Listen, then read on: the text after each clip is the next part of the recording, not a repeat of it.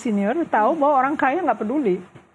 Anda mau memilih orang kaya yang nggak pernah hidup susah? Apakah Donald Trump akan memikirkan? Tahu nggak uang yang untuk supply COVID itu diambilin semua oleh kawan-kawan Republikan? Bukan untuk membuat ekonomi Amerika lebih baik. Justru waktu Biden mulai terjadi bipartisanship, dia mulai memupuk itu supaya ada infrastructure build back better dan sebagainya. Artinya korupsi lebih jelas terang benderang terjadi di Amerika Serikat. Kalau Republican. Okay. Mau saing nama Indonesia ya? Karena orang kaya, tendensi orang kaya lah, bagaimana untuk menjadi dominan, bagaimana untuk mengambil segalanya untuk diri saya sendiri. Ini kalau dalam game theory, kalau orang ilmu sosial atau management, strategic management itu kan bicara tentang apakah Anda prisoner's dilemma gamenya atau sebetulnya udah stack hand. Kalau Anda udah bersih dan segala macam, stack hand. Tapi Amerika, saya ingat, waktu pertama kali orang-orang non-WASP, White Anglo-Saxon Protestant, masuk ke dalam board, waktu itu Chemical Bank, yang pertama kali dibobol oleh orang etnis, boleh masuk orang Yahudi di situ, mulailah korupsi terjadi. Boardnya itu biasanya sangat stiff ya, WASP itu sangat stiff. Jadi ada istilah di Amerika, old money or new money. Jadi saya pernah tinggal di Connecticut, kalau di Pound Ridge, Anda old money. Kalau Anda di New Canaan, Anda new money. Jadi orang melihat dari zip code. Anda di zip code mana? Ada kastanya ya. Lalu Anda pakai jas merek apa? Nah, itu dia. Kalau orang yang benar-benar old money, pakai ban plastik. Justru yang plastik? Dia pakai polyester. Kalau orang yang naik bus, yang kulit berwarna, dia pakai Gucci, pakai Louis Vuitton. Jadi di sini kelihatan waktu dimasuki etnis itu, mulailah Roaring Twenties ya kembali. Maksudnya the Roaring 80s mungkin ya, dengan Mike Milken, dengan segala macam orang-orang yang menyalahgunakan. Karena orang Yahudi itu punya tendensi untuk mempersiapkan anaknya, namanya Jewish princess, oke? Disiapkan dengan jewelry, dengan segala macam. Jadi kalau mereka masuk ke dalam korporasi, mereka mulai bermain di situ. Bergeril ya? Ya, bergerilya untuk dapat. Lalu masuk lagi orang Cina masuk ke situ ya, kan udah bukan WASP yang stiff upper neck, yang kalau ada orang pakai, kalau perempuannya pakai pearl necklace, pakai ya yang kayak gitulah. Pokoknya ada ciri-ciri khas. Kalau udah sampai Memorial Day, mereka pakai baju kembang-kembang. Kalau udah after Labor Day, mereka pakai baju tertentu. Jadi ada kelas-kelasnya yang menunjukkan bahwa mass society udah diambil alih oleh elite culture yang mereka konstruksikan ya. Nah, jadi kalau misalnya dilihat bahwa kondisi ini sudah semakin marak dan mereka belajar korupsi dari orang-orang Asia, saya kira akan menyulitkan ya untuk mempertahankan filosofi mereka bahwa justice has to be created when you have capitalism. Kalau istilah ilmunya adalah open to the outside, protection on the inside. Ajaran-ajaran. Dan ajaran dari Adam Smith yang salah diinterpretasikan. Adam Smith bilang wealth of nation. But actually he says DPR harus menciptakan justice dulu. Baru setelah justice itu terjadi, bisa terjadi wealth of nation. Bukunya namanya The Theory of Moral Sentiments. Nggak pernah dibahas. Yang dibahas oleh kapitalis Asia adalah wealth of nation. Jadi intinya untuk kapitalis itu kalau di Indonesia ibaratnya Bu Susi tajam ke luar tapi tumpul ke dalam begitu ya. Nah Bu Susi kan sudah 30-an tahun tinggal besar di Amerika. Berarti sudah melewati berapa kali pemilu Bu? Lebih banyak 7 sekali. Ya. Mulai dari John Kennedy kan. Perbedaannya apa Bu? Johnson. Johnson. Ya, Johnson. Apa yang dirasakan pemilu tahun ini dengan sebelum-sebelumnya? Oh dulu ketegangannya karena misalnya Johnson kan nggak mau lagi ikut pemilu, lalu Humphrey menghadapi Goldwater. Goldwater itu orang yang suka nuklir dari Republican, dari Arizona dia. Oh, kita takutnya pandangan bahwa Goldwater akan menang. Wilayah tempat saya tinggal itu wilayah Yahudi. Jadi nama saya kan Sudarman, dipikir Man itu Yahudi. Terus ada mayor, ada wali kota Lindsay namanya di New York yang terpilih. Dan dia membagi-bagi itu nggak boleh dalam satu etnis. Boleh orang kulit hitam, ada yang kaget waktu kakak saya tinggal di Connecticut. Tukang sampahnya tiba-tiba beli rumah dekat dia. Kulit hitam lagi. Jadi shocking banget untuk orang yang terbiasa. Oh, tetangga saya orang kulit putih semuanya tiba-tiba. Nah, jadi agak mulai bergemuruh lah. Bergemuruh soal rasisme, soal etnis lain itu berbeda. Kan Samuel Huntington menulis, "Who are we?" Nah, dia bilang, "Americans are wasps." Kalau itu udah dirubah, kita bukan lagi orang Amerika karena sifat dari Hispanic lain, dengan Catholicism-nya, orang Hindu lain, orang Sikh lain, orang Muslim lain. Mulai mereka puyeng kepala. Terus kalau saya tanya sama orang Amerika, kenapa sih Amerika jadi begini? Iya, karena banyak orang, macam-macam. Iya, mereka Hispanic. I was living with a Mexican American. Lalu anaknya bilang, ya kita jadi begini nih karena terlalu banyak suara yang macam-macam yang nggak bisa akur ya. Iya. Nah, itu juga di situ cara. Tapi kadang antar imigran juga saling mengkritik gak sih, Bu? Misalnya yang race-nya Spanish, karena orang yang ke Afrika. Orang Hispanic kadang-kadang menganggap orang kulit hitam malas. Terus orang Mental kulit hitam budak melihat orang Asia terlalu ambisius mengurangi rezeki mereka. Padahal itu kan semuanya konsepsi-konsepsi yang salah ya. Kalau Anda kerja keras di Amerika ya. Menggeneralisir ya. Ya, dan everyone has small jobs. Misalnya a painter of a house. Saya tinggal di Mexican American yang dia tukang ngecat rumah. Tapi bisa hidup ya. Ada electrician, ada plumbers, ada ini itu. Jadi jangan dipikir semua orang Amerika itu elit dan managers dan apa. Malah justru yang managers lulusan Kellogg, Northwestern University, tempatnya si Stella. Dia yang membobol Enron. Enron dihabisi oleh ini satu accountant yang bikin buku. Iya. Ada filmnya filmnya, Profit. Bu. Nah ini ya. Jadi si Enron itu habis, pegawainya nggak dapat pensiun, nggak dapat apa-apa. Lalu Anderson dihukum kan. Iya. Ada building di Northwestern, Anderson Building. Tetap aja namanya Anderson, padahal dia udah ganti jadi Sequist kan. Jadi, Bu Susi, tadi kita ngomongin soal rasis ya. Kan Bu Susi juga sering bolak-balik Indonesia, Amerika, kadang-kadang bermukim di sana cukup lama. Untuk dalam beberapa saat ini bisa dirasakan nggak suasana rasisme di keseharian masyarakat atau warga diaspora apapun itu yang tinggal di sana itu? Kita juga sebelumnya pernah mendengar ada insiden penembakan ke korbannya juga Asian gitu.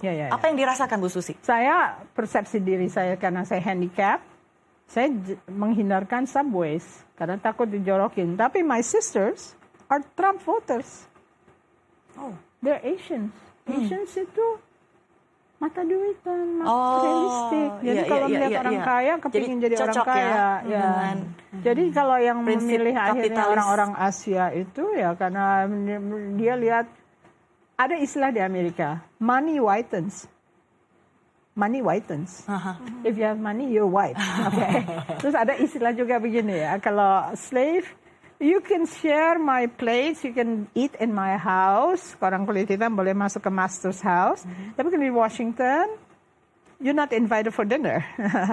You can be friends, you're not invited for dinner. Tapi kalau slave, diundang, tapi kamu tetap slave. Tetap dan istilah-istilah itu masih eksis sampai sekarang? Masih. Money whitens. Jadi, saya nggak mau nanti ada US Embassy people dengerin ini.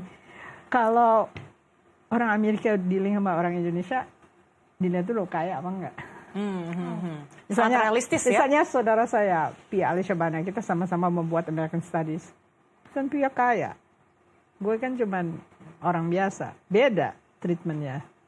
Jadi dia duduk dalam board ini, board itu ya. Ya begitulah. Asia itu kan sangat hierarkis ya. Makanya kalau udah jadi kuasa dia nggak mau turun. Oke. Anaknya diterusin. Padahal ini kan udah nggak sehat ya. Jadi Bu Susi, untuk isu rasisme ini, khususnya untuk Asian ya, siapapun yang terpilih, baik itu dari Demokrat maupun Republik, akankah akan ada perubahan? Terlebih khusus soal isu rasisme itu. Kamala would not be racist because she is colored. Okay. Untuk itulah Bu Susi lebih cenderung ya. Saya lebih cenderung karena ya, siapa yang jadi pemimpin itu mengajarkan sesuatu ke society-nya menjadi contoh. Ya. Kalau di Indonesia ada kultur-kultur yang saya kurang cocok, misalnya ada mantan presiden, ya udah biarin aja dia makan di rumah sakit pelahiran untuk makan sushi atau kan dia anak presiden, ngerti nggak? Jadi buat saya tunggu dulu ya, ini kayaknya nggak cocok nih. Jadi ada kekhawatiran apa yang terjadi di Amerika nanti akan dicontoh oleh Indonesia begitu? Terutama karena friksi-friksi yang disebabkan oleh ketidakadilan yang muncul dalam proses kapitalisme Indonesia kan. Kapitalisme Indonesia is unruly. Without base, without regulations, you can do whatever you want if you are powerful. Nah, saya gimana? Murid saya gimana? Orang-orang lain gimana? Tapi kan saya nggak punya grievances karena saya I'm privileged, okay? Jadi saya nggak jadi Rizik Syihab atau apa ya. Jadi tapi saya tetap bilang ini nggak sehat. Kalau ini nggak sehat, economic growth nggak akan muncul. Ada istilah begini. If you're moral, your market will be moral. Jadi market morality depends on your morality. Ya, jadi if you want to trade in a cheating ways, ya nobody's gonna trust you. Siapa yang mau invest ke Indonesia kalau dia tahu persis dia akan dikerubutin sama jawara, preman dan segala macam ya? Kan hanya orang-orang kuat yang punya koneksi dengan polisi atau TNI yang akhirnya bisa selamat di dalam. Bu Susi, kalau kita melihat ini Kamala Harris versus Donald Trump, ini bukan pertama kalinya Donald Trump bersaing dengan perempuan, calon presiden perempuan. Sebelumnya juga pernah bersama dengan Hillary Clinton. Dan hasilnya menurut Bu Susi, sebelum kita ngobrol, cukup surprise ya, mengagetkan. Nah, apakah kira-kira prediksi Bu Susi ini juga akan ada satu kejutan? Dia nggak sampai berani untuk menjorokkan Kamala Harris kepada hal-hal yang buruk karena dia pandai, dia SH, dia bekas prosecutor ya. Kalau sama Hillary kan dianggap lock her up itu jadi mantra untuk penduduknya. Tapi kalau misalnya kita lihat bahwa Kamala agak kurang disukai ya karena orang Amerika harus terbiasa dengan kenyataan bahwa perempuan itu ada value-nya. Tapi masalahnya kan patriarki dari korporasi itu akan mengatakan kalau kamu menyamakan perempuan dengan laki-laki, artinya saya harus menaikkan gaji dia dong. Itu kan ada cost-nya. Jadi penolakan dari korporasi dan mungkin small businesses dan segala macam adalah menolak kemungkinan bahwa mereka harus menyesuaikan gaji. Apakah itu concern, dengan... Bu? Karena keterwakilan perempuan di korporasi juga tidak terlalu besar. Concernnya maksudnya? Untuk mengangkat derajat perempuan itu. Diangkat kan karena masalah healthcare, masalah aborsi. You want to be raped and you want to keep your baby? You want to have an abortion, of course. Kalau nggak bisa, gimana? Orang di Texas, kakak saya di Texas, kalau misalnya ada yang pergi ke OBGYN, dipantau oleh tetangganya, dia dapat bounty. Karena melaporkan nih perempuan pergi ke OBGYN. Padahal kan mungkin hanya untuk cek biasa. Tapi diasumsikan kalau orang ke OBGYN pasti kepingin aborsi atau apa. Jadi ada yang perlu aborsi, harus pergi ke state lain akhirnya mati. Karena perjalanan, misalnya dari Texas ke Louisiana atau kemana ya. Jadi this issue is about the issue of will women have the chance to be taken care of by doctors ya. Itu kan esensi banget dalam negara liberal, masa sih perempuan nggak boleh diobatin gitu loh ya. Bu Susi, itu soal isu-isu yang kemudian berkembang. Tapi bagaimana dengan faktor calon wakil presidennya? Seberapa besar ini mempengaruhi pilihan dari pemilih? Ya, korporasi menentukan lah. Kalau misalnya mereka di dalam korporasinya bekerja dan mempengaruhi pegawai-pegawainya, apa nggak mereka juga akan vote for Trump ya? Saya ingat kakak saya kerja di Exxon, nggak boleh loh mengirim email keluar.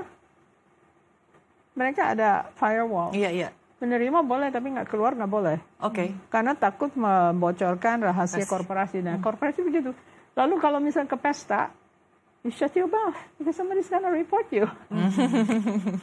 Baik Bu Susi, kita akan ajak Anda dan juga pemirsa untuk melihat update peta elektoral untuk pemilu AS hingga saat ini. Ya, pukul kurang lebih saat ini sudah menuju 11 waktu Indonesia Barat. Nah, Sedikit Donald naik. Trump sudah kepala 2 ini 210. Jauh unggul dibandingkan Kamala Harris. Absentee ballot belum dihitung. Oke, masih ada harapan berarti ya Bu ya? Masih ada. Oke. Tapi dekat loh Bu ke 70-an. Ya, aduh gila banget. Kalau misalnya saya lihat ya Bu ya, untuk 7 swing states saat ini sudah selesai ya pemungutan suaranya. Tadi ditutup dengan di jam 10 oleh Nevada dan Arizona. Sebelumnya jam 7 pagi Georgia sudah ditutup begitu maksud saya. Kemudian dilanjutkan North Carolina, Pennsylvania, jam 9 tadi Michigan, Wisconsin juga sudah selesai. Terakhir tadi Nevada dan Arizona. Nah, jam 11 ini kita menunggu ada 4 negara bagian termasuk yang cukup gendut. Ini di sini ada California, Bu. California besar. Ya. Jadi mungkin prosesnya akan memakan waktu ya karena negara bagian yang dengan electoral votes-nya cukup besar seperti California ini masih berlangsung pemungutan suaranya. Kemudian nanti jam 12 diperkirakan Hawaii dan sebagian dari Alaska juga. Alaska merah pasti. Merah ya, oke. Dan konklusinya nanti selesai pada pukul 13 waktu Indonesia Barat. Kurang lebih seperti itu. Tapi kalau kita melihat hasil polling hingga saat ini, jauh unggul Trump, Bu Susi. Gila banget. Saya harapin Michigan jangan merah dong. Michigan merah ya? Saya nggak bisa lihat itu. Iya, ini memang mayoritasnya merah ya. Memang birunya tuh dikit banget. Bu Susi, kalau kita lihat sebelumnya kan ketika Trump versus Joe Biden ada ketidakpuasan ya, sehingga ada pendukung dari Trump yang menyerang Capitol Hill, meminta penjelasan begitu. Nah, sepertinya kalau kita melihat di sini jika peta 50 negara bagian ini memerah gitu, artinya apakah peristiwa itu adalah artinya di sini Trump sudah tidak perlu khawatir. Karena sebelumnya di media sosial Trump juga sempat ia tulis, nanti akan ada kecurangan dan lain-lain sebagainya. Itu juga memicu kembali ketegangan yang terjadi sebelum-sebelumnya. Oke. Terus? Artinya saat ini kalau kita lihat mayoritas merah, artinya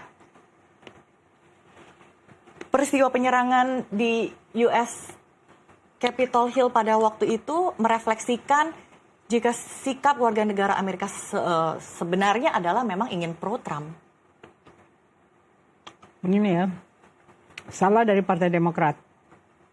Pilkada daerah itu nggak diperhatiin. Baru sekarang, setelah kejadian January 6, mereka mulai memperhatikan council di negara bagian. Nah kan kalau dikuasai Partai Republik, mereka bisa membuat budaya negara bagian itu menjadi merah. Atau setidaknya swing gitu ya. Bisa padahal diayun-ayun. jumlah Republikan jauh lebih kecil dibandingin jumlah Demokrat. Jadi sekarang masalahnya bagaimana ini? Karena propaganda dari Donald Trump kan menjelaskan bahwa peperangan di seluruh dunia ini telah menyebabkan Amerika miskin. Jadi melihat masih Amerika terlibat di Ukraine dan sedikit juga di Israel. Lalu mereka menganggap Demokrat nggak bisa dipercaya. Jadi strategi dari Republik itu ini dari awal memang sebetulnya sudah keliru gitu, Bu. Keliru Strategi dalam arti Demokrat maksudnya. Demokrat. Iya, Demokrat, maaf. Keliru karena pilkadanya itu dibiarin, dipilih orang Republikan. Dan mereka asik sendiri karena selama ini kan memang mereka menang terus ya. Iya, iya. Jadi mereka pikir it's safe dan segala macam. Ternyata kalau udah kultur berubah itu susah dibalikannya. Oke. Ya. Bu Susi, tadi kita sudah ngobrol terkait dengan dampak